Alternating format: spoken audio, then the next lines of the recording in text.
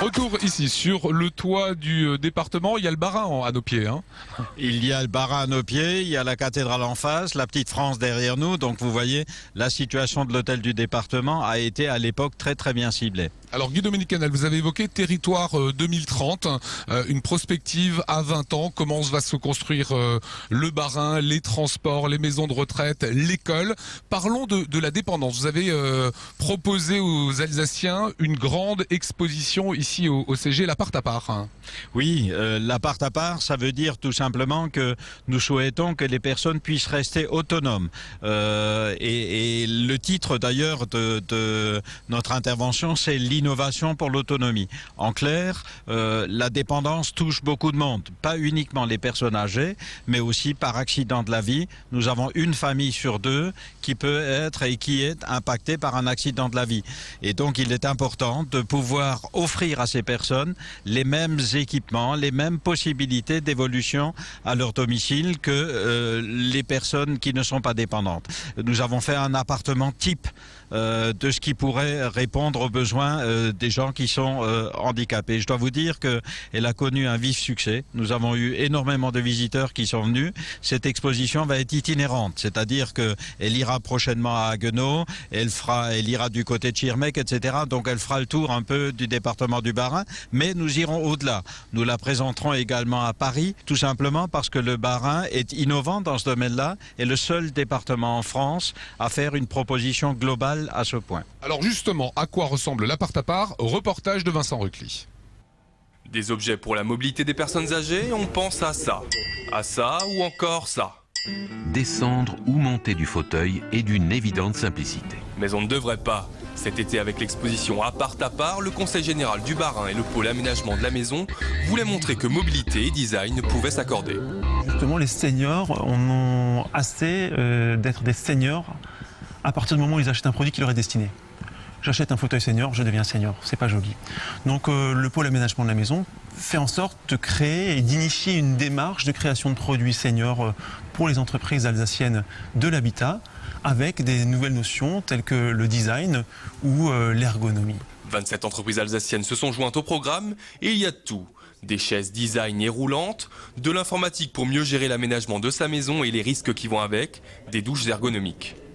Le pommeau lui-même est adapté pour des personnes qui ont des problèmes d'arthrose. Et puis il y a aussi cette cuisine, bien loin des standards de Papy-Mamie. L'Arche du Bois a travaillé en collaboration avec les lycées Couffignal et Le Corbusier pour réaliser ce produit. Ici, la main courante est intégrée, elle sert même à nettoyer, mais ce n'est pas la seule innovation. Allez, bienvenue dans la cuisine du futur. Si l'eau est froide, ça va être bleu. Si l'eau est chaude, ça sera rouge. Voilà, vous enlevez simplement le bouton. Et donc, ça va arrêter automatiquement la plaque et vous n'avez pas de risque de brûlure ou autre. Et si vous avez quelqu'un qui a peut-être du mal à repositionner le bouton, ça va se repositionner automatiquement. Coût de cette cuisine équipée, 25 000 €. Cher, oui. Mais à l'inverse du mobilier estampillé personnes âgées, une cuisine comme celle-ci peut être un investissement à long terme pour des jeunes un peu prévoyants. Une cuisine comme ça, elle peut se transmettre de génération en génération parce qu'elle n'est pas typée personnes âgées ou personnes jeunes, elle est valable pour tout le monde. Donc la durabilité dans le temps, elle est accrue.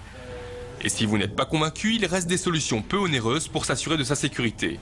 La société Ecomatic est la seule en France à proposer un système de chauffage intégré dans la plainte. Ça présente l'avantage que je vous dis, c'est un meilleur confort, une maîtrise des économies d'énergie, donc des frais de chauffage en moins, la suppression des radiateurs qui sont des obstacles et cette particularité d'avoir de l'éclairage avec détection de présence ça nous permet d'éviter une des causes de chute qui est la perte de repères dans le noir ou dans le sombre.